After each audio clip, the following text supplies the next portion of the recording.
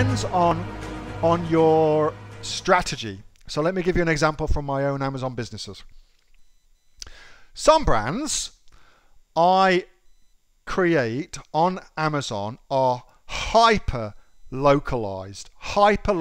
Even though I'm selling on Amazon.com, they are hyper localized to states within America. Okay, example of that, let's just take an example. Dog shoes, which I used to sell. I don't sell them anymore, but I used to sell dog shoes. Okay, so dog shoes, these specific ones I used to sell were particularly for people they were worried that their dog's feet were getting damaged by walking on very, very hot sidewalks. Okay, so, and true to form, that product sold incredibly well in places like New Mexico, Arizona, places like that where it's friggin' hot, desert. So it sold really well there.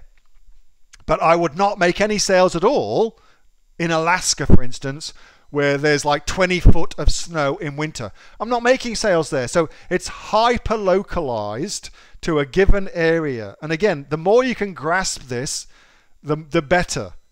The more you can get this, the better. All right. So there's that hyper localized, like I'm selling to people, dog owners in Arizona, for instance. Versus we are just working with a company in Switzerland to launch a brand onto Amazon. And the strategy for that brand is that we will go out to, I can't tell you what it is because it's still, no, I can't tell you what it is. It's still in the early stages, so I can't really talk about it too much. But anyway, that brand, we're going to be going to America, Australia, the UK, and France. So we've already thought, based on our research, what are the countries where this brand will go well, and that's the countries where it will go well. So we've already thought about that, and that's what we're planning to do. So it all depends what you're selling. So I think for me, and the way I structure my thinking around this is I think about who my customer is. That is the most important question you can answer in your business, who they are. Because once you figure out who the hell they are, you can then find them online. You can find them online. And once you do that, it's much, much easier to put an advert in front of them for your product. Much easier to do that. Hey, thanks so much for watching that video, and I hope that you got some massive value from it. Before you go, do you live in Australia? If you do, this is for you. Would you like to learn how to sell things on Amazon here in Australia? Would you like to know what sells really, really well and what sells for the maximum amount of profit? Would you like to know where you can source those products from, whether that be in China or here in Australia, and how to source them so you pay bottom dollar and get maximum value for what you're doing?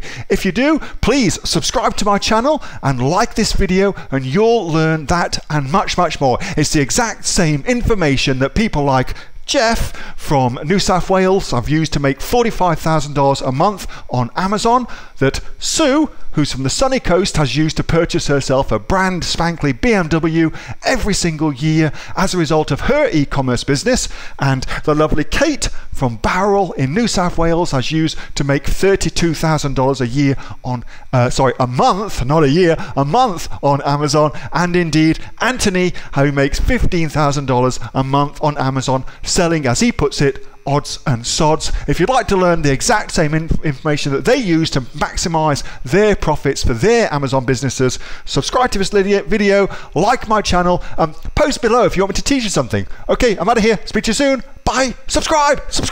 Do it now.